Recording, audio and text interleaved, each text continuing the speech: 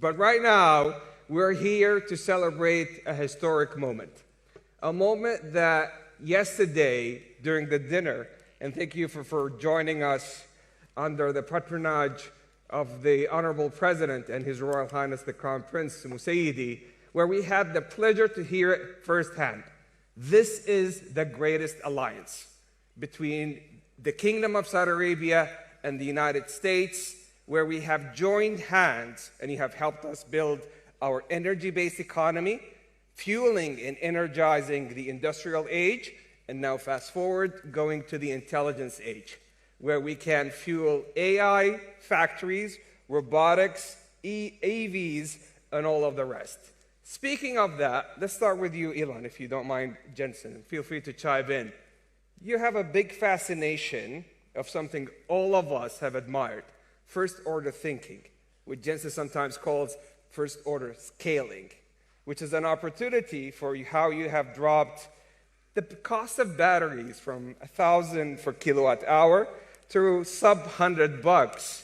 And right now you're doing the same thing with robotics for actuators with servo rotors and motors. So I want to hear from you, how do you manage to always disrupt every single industry with that thinking? Well, it's mostly not disruption, it's creation. So with, say, SpaceX, with reusable rockets, there really weren't any reusable rockets. But the essence of revolutionizing space travel is reusability. If you throw the rocket away every time, the cost of access to space is extremely high. With respect to electric cars, there weren't any electric cars when we started making them, really. You couldn't buy any, to the best of my knowledge. So with Tesla, we wanted to make electric cars compelling and affordable. That was the goal. With respect to humanoid robotics, there are no useful humanoid robots at this point. There are sort of gimmicks, but there are no actually useful humanoid robots. And I think Tesla's going to make the first actually useful humanoid robots. And this will be quite a revolution, and I think something that everyone will want. Because I always think of, like, who wouldn't want their own personal C-3PO R2-D2? Oh, yeah? Of course. Everyone would want one, right? And then there would be many in industry providing products and services. This is why I say that humanoid robots will be the biggest industry, or the biggest product ever. Bigger than cell phones or anything else, because everyone's going to want one, and or maybe more than one, and there'll be many in industry. I just want R2-D2 in C-3PO's body. Yeah. There you go. Well, I mean, a humanoid robot would be better than R2-D2 and C-3PO combined times 10. Yeah. So people often talk about sort of eliminating poverty and that kind of thing, but really how long have they been talking about that? There's lots of talk. There's lots of NGOs sort of trying to do these things, but really not succeeding. And the evidence speaks for itself. But AI and humanoid robots will actually eliminate poverty. And Tesla won't be the only one that makes them. I think Tesla will pioneer this, but there will be many other companies that make humanoid robots. But there is only basically one way to make everyone wealthy, and that is AI and robotics. And we can't talk about robotics without AI factories. And yesterday was such a historic day for the two nations, but also for all of us, where we celebrate the AI strategic partnership with the US, signed, witnessed by the Honorable President and His Royal Highness, about how we are committing our capital, energy, land to energize the AI US ecosystem, to be able to build inference node, training nodes, and to be the most AI-enabled nation. With that announcement, tell me what's next in AI factories, Jensen. There's a beautiful story about how Saudi Arabia is building AI refineries and now building or oil refineries to AI factories. I love that. I've said that AI is an infrastructure, and the reason for that, of course, we understand AI from the perspective of the technology and how it's revolutionizing every industry. Digital intelligence, of course, has applications into every field. And so it's going to be used by every company, every industry, every country. In that way, it's foundational, and therefore it's part of infrastructure. What is new about AI from a computer science perspective is that the way computing was done in the past was largely retrieval-based computing. Mm-hmm. Somebody typed in a story, or somebody created a piece of art, or came up with 4 versions of a digital ad, or it's all pre-built by somebody, which is then using a system to retrieve the appropriate version for you. It's a retrieval-based computing model. Hadoop and many of the frameworks and operating systems of the past, all designed to retrieve the appropriate information for you. But today, software is going to be generated in real time. It's generative.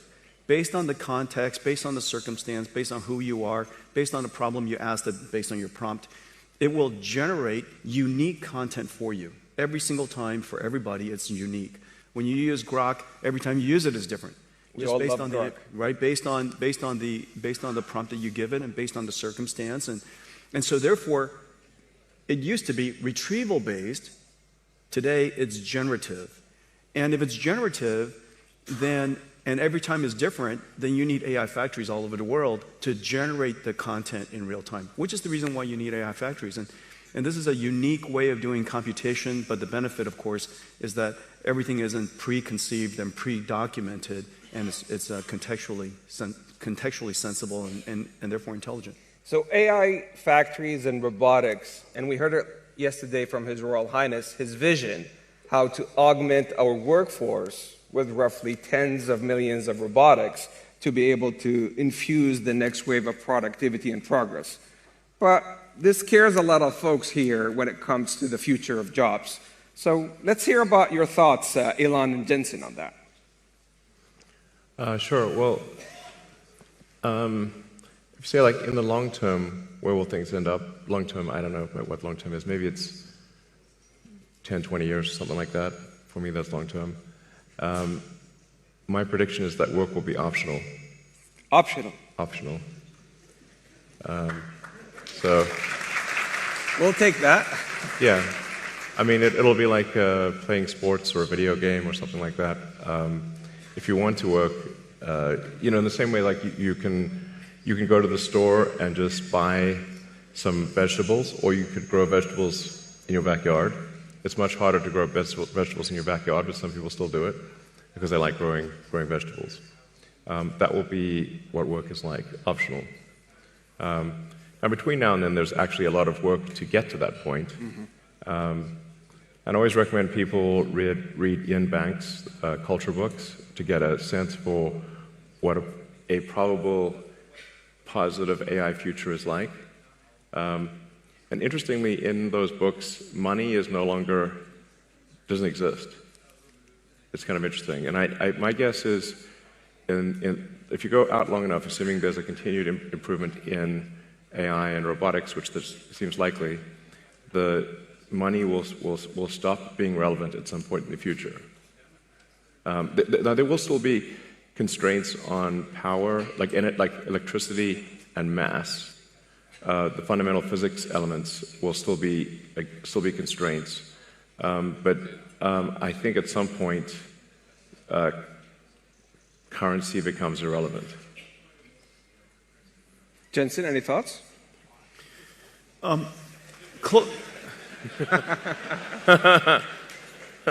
the way, the NVIDIA earnings call is later today. And by the way, since currency is relevant. Cheers. Elon just wants to share with you some breaking news.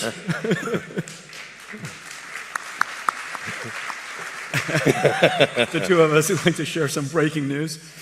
Let's see. I would say there's different horizons you could look at.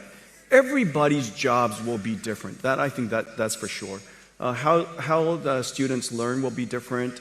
How people do their work will be different, obviously, because a lot of the things that we do mundanely or arduously or very difficultly are going to be done very simply.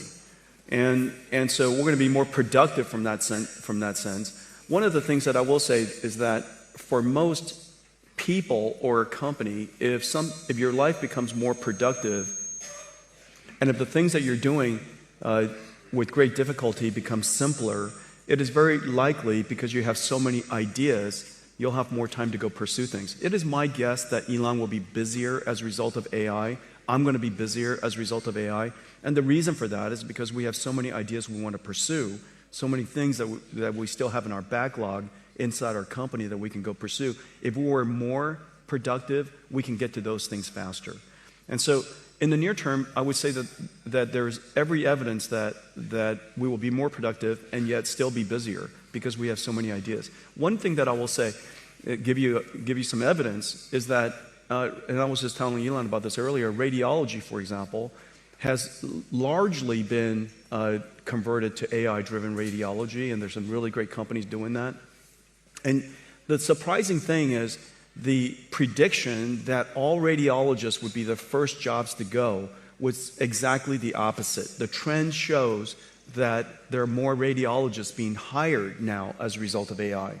And the reason for that, if you take a step back, it's because the goal of a radiologist is not to study the images.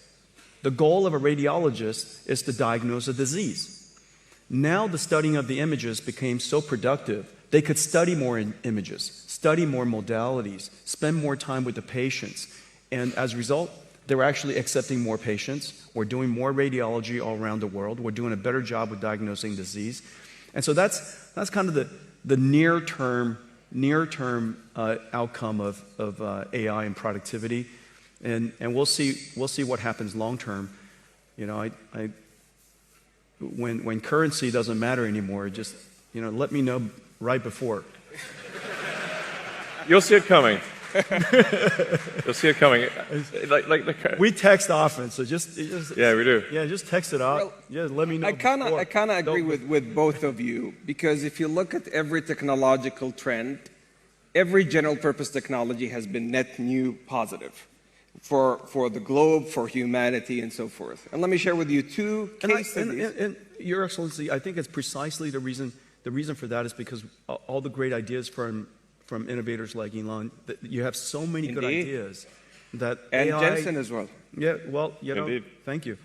So let me share with you two stories from two Saudi innovators in collaboration with a lot of the great work that NVIDIA does, that Grok does. One is Professor Omar Yagi. All right. Let me say that again. One is Professor Omar Yagi, who is... I might need to move the mic. All right. Cool. Here, come on, we'll share this one. All right. So now... Get closer. Let's try this one more time. So one of them is Professor Omar Yagi, who's the first American Saudi to win a Nobel Prize in creating new chemistry. And the way he has done that, he has leveraged your AI accelerators and models like Grok to be able to create new chemistry when it comes to metal organic frameworks. Those are metal ions that are positively charged with organic linkers to be able to effectively create a sponge with 0.33 nanometers pores to capture water from air and also to capture carbon dioxide. The second story has also to do with AI accelerated by NVIDIA and with models like Grok, which is nanopalm, which is effectively creating a nanorobot 500 nanometers by 1,000 nanometers to be able to do gene editing, leveraging the CRISPR technology to take out sickle cell disease. Now, in both these instances, they originated 20 years ago in research, but AI was able to really accelerate the outcomes and the outputs such that we can move into new value pools. So I think with every technological trend, humanity is going to always manage to shift to new value pools when it comes to workforce and productivity. But we have some great announcements to talk about here today. Let's begin with you, Elon, the things that we're doing with XAI. Yeah, we're excited to announce that we're doing a 500 megawatt. I mean, yeah, 500. Sorry. 500 megawatt. 500 megawatt. Yeah. We're doing 500. We're doing 500 megawatts. Sorry, Not there's quite, yeah. no, the 500 gigawatt one will have to wait. That'll be $8 bazillion trillion. Stop that.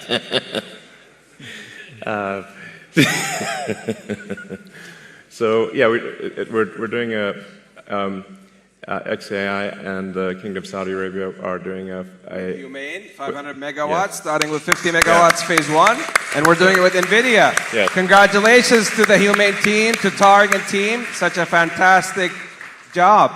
Jensen, I think we're also doing some great announcements this week. We are? Yeah. Well, we're announcing all kinds of things. Our partnership with Humane is going incredibly well. First of all, we work together to get this company started and off the ground, and just got an incredible customer with Elon. Could you imagine a startup company, approximately $0 billion in revenues, now going to build a data center for Elon? 500 megawatts is gigantic. This company is off the charts right away. In addition to that, we're working AWS, as you know, is also Congratulations coming. to the Humane team with AWS, starting with 100 megawatts with a gigawatt ambition and counting. So AWS is also coming to Humane. We're working with Humane on Omniverse digital twins. As you know, that AI is not just agentic AI and chatbots and cognitive AI is incredibly important to the world. But AI applies to everything, chemicals and proteins and genes and physics and fluid dynamics and particles and, of course, robotics and activation. And we created this world called Omniverse where robots can learn how to be good robots. And it's physically based, it obeys the laws of physics, and so robots can learn in these environments. And we're working with Humane to apply Omniverse to all kinds of digital factories and robotics and warehouses and things like that. And so that's another. We're also working in Saudi Arabia to build supercomputers to simulate quantum computers and using our computers to be the controller and the error correction, quantum error correction, requires an enormous amount of computation. And so we're doing a lot of great work there too. So a big partnership with Humane. They're off the charts, off the ground and off the charts at the same time. This is how we walk the talk in the Kingdom of Saudi Arabia in partnership with the US. Yesterday, the President and His Royal Highness announced the AI strategic framework and partnership. Today, we're going big with Elon and Jensen. So thank you for those opportunities. Now, they told me I have time for 2 last questions. So last night at the dinner, I got a number of questions because it seems that the schedule leaked. And everybody was giving me hints about the last 2 questions I'm going to do. So the first one was for you, Elon. And there's a big one for you, Jensen. So prepare for that one. AI in space. Is that possible? Yes. If civilization continues, which it probably will, then AI in space is inevitable. I always have to preface that, We shouldn't take civilization for granted. We need to make sure to take care to ensure that civilization has an upward arc. I mean, any student of history knows that civilization does not always have an upward arc, and in fact, civilizations have life cycles. So hopefully we are in a strong upward arc. I think we are for now, but we don't want to take that for granted or be complacent. But the way to think of AI in space is that in order to achieve any meaningful percentage of a Kardashev 2 scale civilization, where you're using even a millionth of the sun's energy, you must have solar-powered AI satellites in deep space. So that once you realize, once you think in terms of a Kardashev 2 scale civilization, which is what percentage of the sun's energy are you turning into useful work, then it becomes obvious that space is overwhelmingly what matters. Overwhelmingly, the sun only receives roughly 1/2 billionth of the Earth only receives roughly 1/2 billionth of the sun's energy. So if you want to have something that is, say, 1 million times more energy than Earth could possibly produce, you must go into space. So this is where it's kind of handy to have a space company, I guess. Sell the book. Easier to cool chips in space, too. Yes. Easier to cool chips in space. Yep. Yes, there's definitely no water in space, so you're going to have to do something that doesn't involve water. Just hang out. Well, it's you just got to radiate. That's right. So my estimate is that actually that the cost of electricity, like the cost effectiveness of AI in space will be overwhelmingly better than AI on the ground. So long before you exhaust potential energy sources on Earth, long before, meaning like I think even perhaps in the 4 or 5 year time frame, the lowest cost way to do AI compute will be with solar-powered AI satellites. So I'd say not more than 5 years from now. Wow. And just look at the supercomputers we're building together.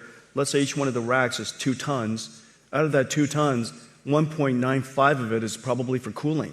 Right. Oh, yeah. Just imagine how tiny that little supercomputer is, right? Each one of these GB300 racks will just be a little tiny thing. And just electricity generation is already becoming a challenge. So if you start doing any kind of scaling for both electricity generation and cooling, you realize, okay, space is incredibly compelling. So, like, let's say you wanted to do, I don't know, 200 or 300 gigawatts per year of AI compute. Yeah. It's very difficult to do that on Earth. The U.S. average electricity usage, last time I checked, was around 460 gigawatts per year average usage. So something like, say, at 300, if you're doing 300 gigawatts a year, that would be like 2/3 of U.S. electricity production per year. Yeah. There's no way you're building power plants at that level. And then if you take it up to, say, 1 terawatt per year, impossible. Yeah. Like, you have to do that in space. There just is no way to do 1 terawatt per year on Earth. And in space, you've got continuous solar. You've got you actually don't need batteries because it's always sunny in space. That's right, exactly. And the solar panels actually become cheaper because you don't need glass or framing, and the cooling is just radiative. So that's why I think that's the dream. Yes, that's the dream. So Jensen, everybody last night was asking me, and I'm mindful it's earnings call for you today. So I'm going to say this delicately. Everybody has been asking me to ask you, are we going to have an AI bubble? That's the last question. All right, all right, let me just tell you what we see. Okay, so I think it's really important when you look at what's happening around the world and go back to first principles of what's happening in computer science and computing. There are 3 things that's happening. The first thing is that we all know that Moore's law has run its course, and the amount of demand for computing versus the amount of computation we can get out of general purpose computing is really challenging. And so the world's been moving to accelerated computing for some time. We've been pushing this now for over 20 years. Let me give you one statistic. I was just at supercomputing. 6 years ago, CPUs were 90% of the world's supercomputers, top 500 supercomputers. 6 years ago. This year, less than 15%. Went from 90% to 10%, and meanwhile, accelerated computing went from the other way, 10% to now 90%. Okay, so you're seeing that inflection point, the transition in high-performance computing from general-purpose computing to accelerated computing. Well, one of the most intensive computation things that the world does in cloud is data processing. Several $100 billion of computation is done on just raw data processing. It has nothing to do with AI. Just SQL processing, data frames, everybody's names, address, their sex, their age, where they live, how much money they make. All of that sits into a data frame, and that data frame drives the world today, whether it's in banking or whether it's in credit cards or, of course, e-commerce and everything from ad recommendation Everything is driven off of that data frame. That data frame costs hundreds of billions of dollars to go compute. And so that's the number one thing, end of Moore's law. The second thing is generative AI. What the most important application of the last 15 years is called REXs, recommender systems. How do we know what information to recommend to us in a social feed? How do you know what ad to recommend to somebody, what book to recommend, what movie to recommend? The internet is so gigantic without a recommender system that a little tiny of us will have no chance of ever seeing the right information. That REXs is the engine of the internet today. That's going generative AI. It used to be running on CPUs, now it runs on GPUs. Which then says the third thing, if you just look at those two applications, many of the internet companies can build an enormous number of GPU supercomputers just doing that.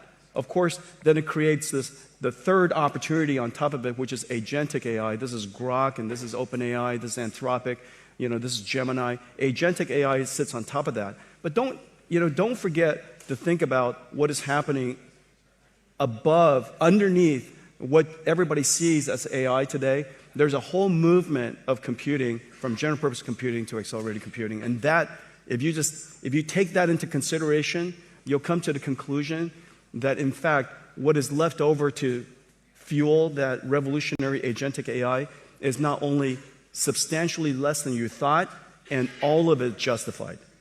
Well, I was just informed by the team that my boss and your bosses is going to talk next, the Honorable President and His Royal Highness the Crown Prince, and hence we ran out of time. But in essence,